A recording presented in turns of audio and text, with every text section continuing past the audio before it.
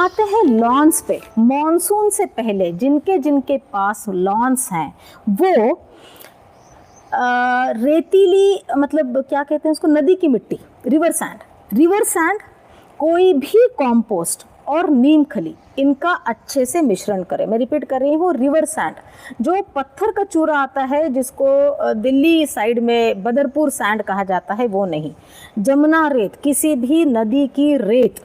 उसके बाद कोई भी compost except vermi compost. Lawn में कभी भी वर्मी कॉम्पोस्ट आप ना डालें, और अभी आपको और कोई खाद डालने की ज़रूरत नहीं। लॉन में कभी ना आप वर्मी कॉम्पोस्ट डालें, ना कभी आप गोबर की खाद डालें।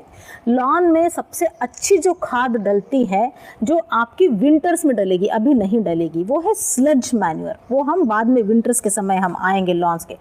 अभी आप मॉनसून से पहले आप क्या करेंगे, river sand, any compost other than vermicompost and नीम खली, इसका प्रपोर्शन आप लेंगे 1 river sand, half compost and नीम खली जो है 2 to 3 kg पर 100 स्क्वायर फुट।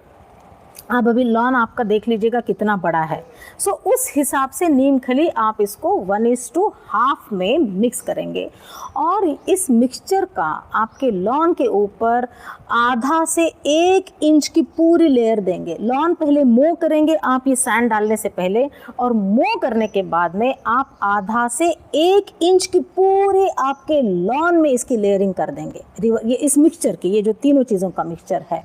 और ये लेयरिंग करने के बाद में आप आपके लॉन का स्लोप ठीक करेंगे, ताकि बरसात का पानी किसी एक तरफ बह के निकल जाए।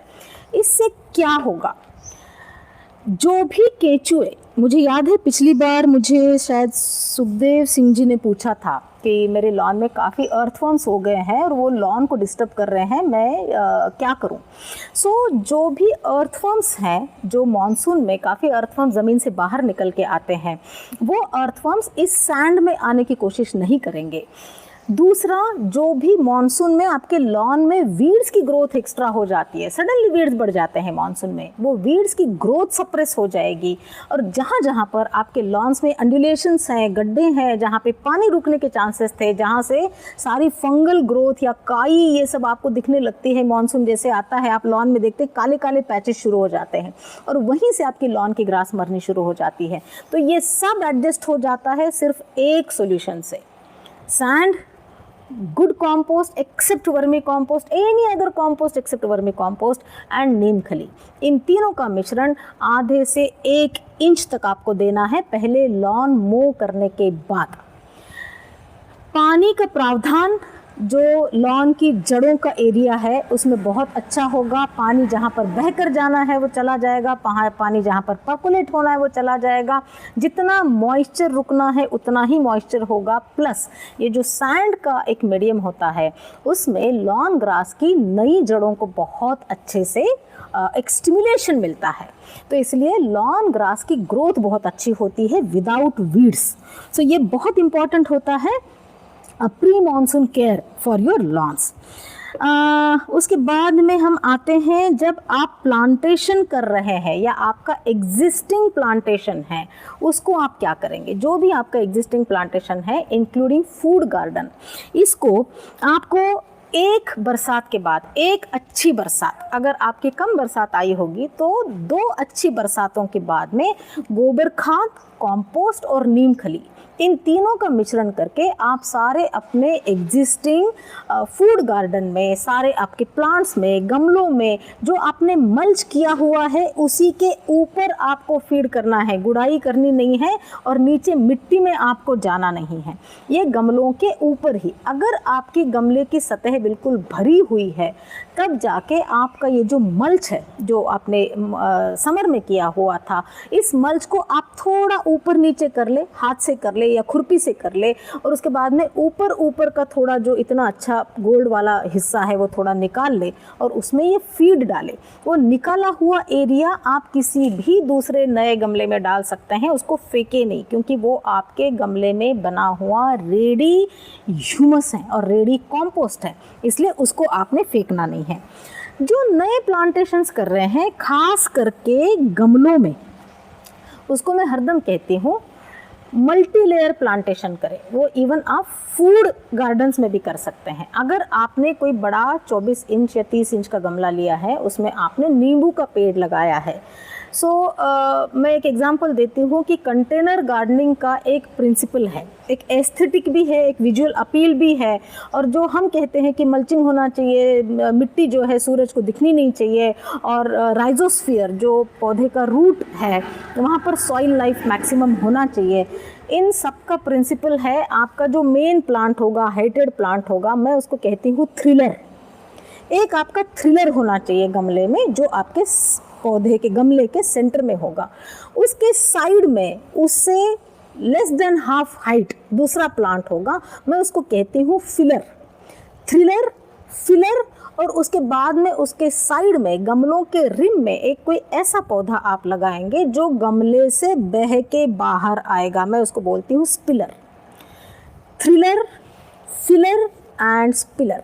सो ये 3 अगर आप करेंगे अपने हर गमले में, चाहे आप ऑर्नामेंटल प्लांट्स लगाएं, चाहे आप फ्लावर्स लगाएं, या चाहे आप फूड गार्डन्स लगाएं, इस तरह से आपके सॉइल का, आपके एनवायरनमेंट का, पानी का, सनलाइट का पूरा मैनेजमेंट आपके सिर्फ इस प्लांटेशन प्लान से हो जाता है।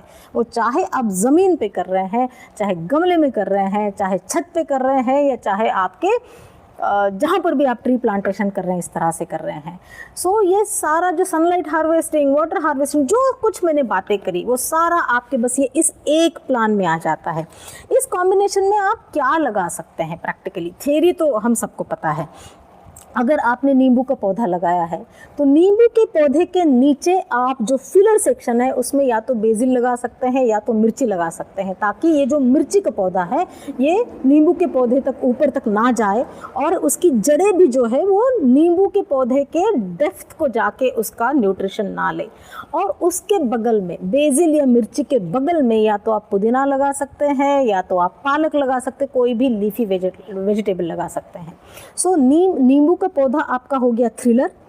बेसिल या मिर्ची या शिमला मिर्च, जो भी हाइट में जो थोड़े किसी ट्री के सेमी शेड टाइप एनवायरनमेंट में उग सकते हैं, ऐसे पौधे, ये हो गए फिलर। और जो आपका पुदीना है या लीफी वेजिटेबल्स हैं, ये आपके हो गए स्पिलर। इस तरह से अगर आप मैनेजमेंट करेंगे सो आपको किसी भी डिसीजेस का, पेस्ट्स का, ये सारा आपको दिक्कत नहीं आएगा। ये हो गया एक कॉम्बिनेशन। दूसरा, अगर आप जैसे बेलें लगा रहे हैं, आपका जैसे मेरे छत पर गुआवा का पेड़ लगा हुआ है, अमरूद का, शरीफा का पेड़ लगा हुआ है, तो उसके नीचे वो क्या है, छत पर है, गमले में है, शायद मैंने पहले किसी एक एपिसोड में दिया था, इसलिए मैंने उसकी हाइट बहुत ज़्यादा नहीं रखी है। मैंने उसको प्रून करके ज़मीन से भी जो उसकी पहले ब्रांच की हाइट है वो भी मैंने कम रखी हुई है, और ओवरऑल पौधे की हाइट मैंने इसलिए कम रखी है कि जब ऊपर उसमें फ्रूट लगेगा तो मुझे तोड़ने की आसानी होनी चाहिए। तो उसके नीचे मैं क्या करती हूँ, फिलर और स्पिलर ऐसे 2 लेयर्स नहीं करती हूँ, मैं कोई एक वाइन लगा देती हूँ। जैसे अभी मैंने कद्दू की और घिया की वाइन लगाई हुई है। सो वो कद्दू की और घिया की वाइन वो पूरे ट्री के इर्द गिर्द फैलती है, नई नई जड़ें पकड़ती है, नई नई लैटरल ब्रांचेस को थ्रो करती है, और उसमें वो क्लाइंब करने के बजाय क्रीप करती हुई और वो फ्रूटिंग देती है बहुत अच्छे से। सो ये आप मल्टी लेयर हरदम प्लान करते समय, मॉनसून इज़ द टाइम जिसमें आप ये सारा प्लान करो। उसके बाद में मेन और इम्पॉर्टेंट है कंट्रोल वाटरिंग। मॉनसून में अगर आपके मिट्टी में इतना अच्छा बायोमास है, बायोडाइवर्स बायोमास हैं, जो आप समर से डालते हुए आ रहे हैं, वो काफ़ी अभी कॉम्पोस्ट हो चुका है, उनका काफ़ी अंदर की chemistry, physics, handshaking, biology, microbiology सारी कुछ सेटल हो चुकी है, इसलिए बार बार उसमें पानी ना दें। मॉनसून में अगर आप अपने पानी देने की इच्छा को कंट्रोल करेंगे तो आपका गार्डन आप एंजॉय कर पाएंगे। मैडम गार्डन में क्या ऑपरेशन करें, आप जाएं, मेडिटेशन करें, बैठे, प्यार करें, गार्डन से बात करें, आपके पौधों से बात करें, और बस नेचर को देखें, इतना ही काफ़ी है। अगर आपने इस तरह से इनिशियली अगर आपने इतना अच्छे से मैनेजमेंट कर लिया है। उसके बाद में फ्लावर्स, एक इम्पॉर्टेंट एस्पेक्ट आपके गार्डन का है कि मॉनसून में आप कौन कौन से फ्लावर्स लगा सकते हैं। सीजनल फ्लावर जो आपके समर के आपने लगाए हैं वो ही चलेंगे, मॉनसून में खास करके जो मैंने कहा कि आप प्रोपोगेशन करेंगे सारे जैस्मिन्स का, चंपा का, गुड़ेल का, मतलब रोजेस का, हिबिस्कस का, क्रिसैंथेमम का टाइम अभी जुलाई में आएगा कि जहाँ से उसके जो सकर्स हैं वो आप निकाल कर लगा सकते हैं। अगर आपके पास स्ट्रॉबेरी प्लांट होगा, उसके सकर्स आ रहे होंगे, तो वो सकर्स भी आप निकाल के नए गमले में जुलाई में लगा सकते हैं, अगर वो अच्छा हेल्दी सकर हो गया होगा। तो इनके अलावा आप लगा सकते हैं बल्ब्स, जैसे रजनीगंधा हो गया, लिली हो गया, रेन लिली आएंगी अभी, ये बल्ब्स आप लगा सकते हैं। और उसके अलावा आप लगा सकते हैं राइजोम्स, जैसे जिंजर फ्लावर्स होते हैं, ग्राउंड जिंजर जिसको कहते हैं, ये आप लगा सकते हैं। ऑर्किड्स कोशिश कीजिएगा, ऑर्किड्स आप बहुत अच्छे से मानसून में लगा सकते हैं। उसके बाद में सब्जियों में तो मैंने पिछली बार लिस्ट दी थी, मुझे याद नहीं है, मेरा पिछली बार का वीडियो मुझे दोबारा रिव्यू करने का टाइम नहीं मिला। अगर मैंने लिस्ट नहीं दी थी तो आप याद रखिए, जून और जुलाई में करेला, भिंडी, फूल गोभी, तोरी, लौकी, घिया, लोबिया, मूंग, मिर्ची, मूली, अदरक, हल्दी, टिंडा, प्याज, पालक, ये सब आप अभी भी लगा सकते हैं जब तक मानसून पूरा तेज़ ना पकड़े। और ये अगले 1 महीने में आप इसको, जैसे स्प्रिंग अनियन है, स्प्रिंग गार्लिक है, ये आप लगा के उसको हार्वेस्ट कर ले। पालक भी आप जितना उसको बेबी स्पिनच करके अगर आप हार्वेस्ट करेंगे तो वो ज़्यादा अच्छा होगा, क्योंकि जब मॉनसून पर से शुरू हो जाता है, हेवी रेन शुरू हो जाते हैं, उस समय आपको लीफी वेजिटेबल्स बहुत ज़्यादा उगाने भी नहीं चाहिए और आपको लीफी वेजिटेबल्स बहुत ज़्यादा खाने भी नहीं चाहिए मानसून में। एक और आपको करना है प्री मानसून, जो आपको करना है, जितने भी आपके पास कैक्टाई, सक्युलेंट्स, कॉडेक्स फॉर्म्स के पौधे हैं, उन सब को अभी आपने जो बाहर रखा हुआ था, उन सब को बरसात से हटा के आपके आईसीयू में रखें, जहाँ मैंने नर्सरी सेक्शन या आईसीयू सेक्शन आपको बताया है वहाँ पर रखें, क्योंकि बरसातों में ये पौधे ख़राब होते हैं, इनमें काफ़ी सारा मॉइस्चर रुक जाता है, सारे कैक्टाई सकुलेंट्स मरते हैं, कॉडेक्सेस जो एडेनियम के कॉडेक्सेस हैं वो काफ़ी सॉगी हो जाते हैं। तो इनमें पानी बिल्कुल ना डालें जब तक आपको लगे नहीं कि इस पौधे को बिल्कुल इतनी सूखी हो गई है कि मिट्टी की आवाज़ आने लगी है, तब भी आप डालेंगे तो उसके सर्वाइवल के लिए पानी डालेंगे सिर्फ। उसमें भी धीरे धीरे काफ़ी सारे सकुलेंट्स में, कैक्टाई में उसमें फुटाव आएगा, तो बस उसके सर्वाइवल के लिए पानी डालें, बहुत ज़्यादा पानी ना डालें, और मानसून जहाँ पर बरसात हो रही है उस एरिया से हटा के उसको रखें।